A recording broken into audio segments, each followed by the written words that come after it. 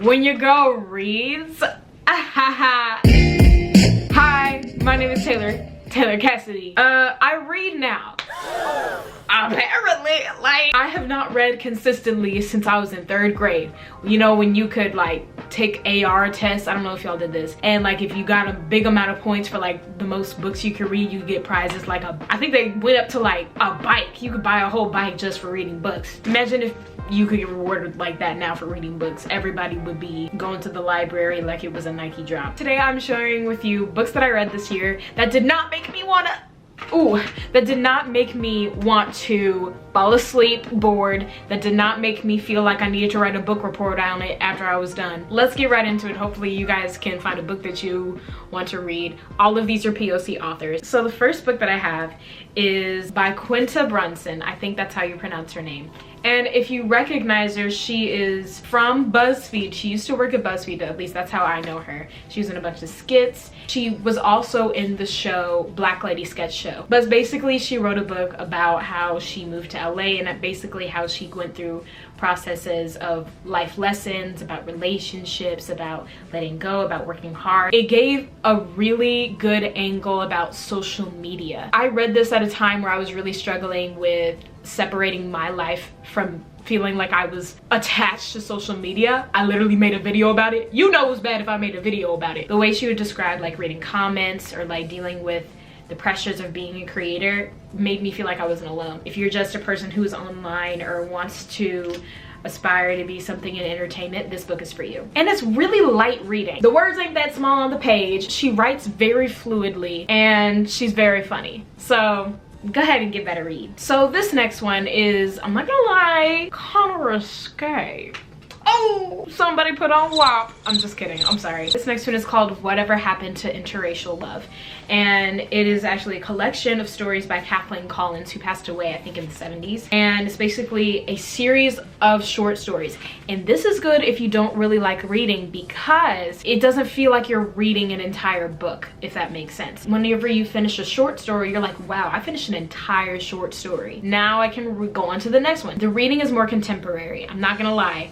It's a little more abstract and artsy. If you're young, if you're like, I don't know what age limit to put on this book. If you're 12 or younger, I would not recommend getting this yet because it has a lot of sexual themes that I'm not saying you're not ready for, but you're not ready for it. Wait a couple of years, come back to it. It's a great book. I really like this book because, I don't know, I really like contemporary things. I'm the type of person who read The Bluest Eye and Beloved by Toni Morrison and enjoyed it. I like the poetic language. So if you're a type of person, if you're romantic, well, okay. If you're a romantic, this is the book for you if you like heartbreak. Most of these stories are about interracial love. Every single one of them explores different avenues of what it's like to be in a relationship outside of your race, in society, physically, emotionally, with your mental health, psychologically, in a way that's just very beautiful and raw. I had never thought I would explain a book as,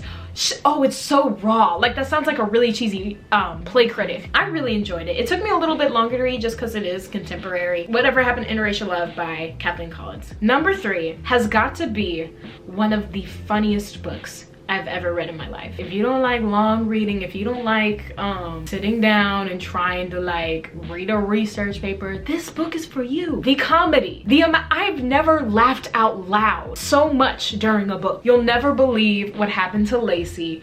Crazy stories about racism. I said it again, racism. This book is by Amber Ruffin and Lacey Lamar. And Amber Ruffin is actually, she has her own show. She wrote for a Black Lady Sketch Show, and she was a writer on, she was a cast member on NBC's Late Night with Seth Meyers. So that's really cool. Basically, the premise of this is Amber collected stories that she has heard from her sister, Lacey Lamar, who lives in, I think, like Oklahoma, Ohio, Nebraska.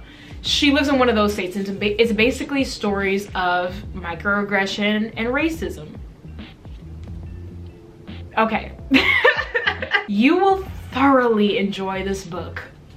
if you're black. If you're not black, you will still enjoy this book. Usually when you talk about stories like this, you know, it's not always good news. It's never fun to actually experience these stories. But you know how they say the truth is funny? That's how it's presented. And with Amber's commentary all throughout the book, I literally had the best time of my life reading this book. I think I read it in like a week. Look, she has pictures in here, like evidence, receipts, everything. It's the fact that when you think the stories can't get worse, they do. This is one of my favorite ones. So if you are looking for a book to laugh, a very easy read, and something to keep you very interested, this is so much the book for you. I'm literally about to reread it. The last book, y'all. So last time I made a video like this, one of the most closest books to my heart that I shared was More Than Enough by Elaine Welteroth, and it was her memoir. And this time, the closest book to my heart is this book, and it is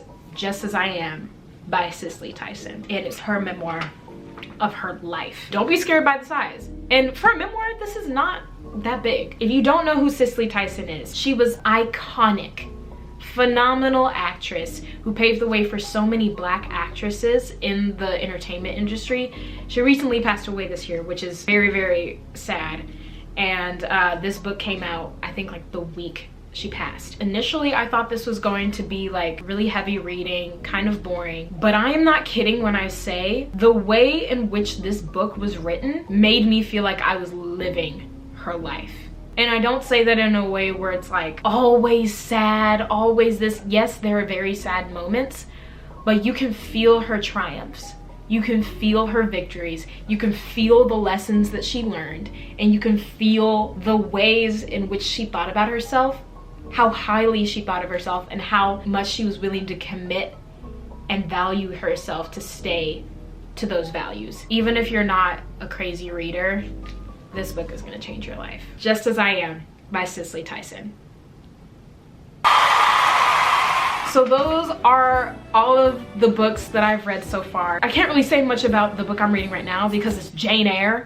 Like the complete opposite aesthetic of all of these books. Jane Eyre. That's heavy reading. I'm enjoying it though. You can actually listen to me on TikTok Radio on SiriusXM. That's your girl's a host. If you're in the mood for more POC voices, you can go check out my series on this YouTube channel, Black Girl Magic Minute, where I talk to guests about various topics and I get to know them a little more. If you're in the mood for Black history, go to my TikTok. I do Black history and Black culture content. And for my Instagram, I do motivational content. If you need a little pep talk, I'll give you a little pep talk. Thank you so much, you guys, for watching this video. Please subscribe. It would help me out so much, and I'm excited to have you guys here. Also, it says 90% of y'all don't subscribe. Do y'all like me? You better subscribe, because I don't like seeing this. This hurting my feelings really bad. I hope you guys have an amazing rest of your day, and I'll see you guys next time. And I'm doing a giveaway soon. Ooh, who said that? Get your fists out. Fist bump. And most of them are not fiction, just because I know I'm a weirdo. I like nonfiction. Okay, I like fiction, but I don't trust it, because every time I want to read a fiction book, every time I want to read a mystery novel, love, whatever, I predict the ending like that. And they could say the most profound words of love or whatever, and I'm like, this sounds cheesy to me. Whenever I read like memoirs or people who write about their own lives, I actually get something from it. Maybe it's because I know it really happened. Maybe I'm losing my imagination.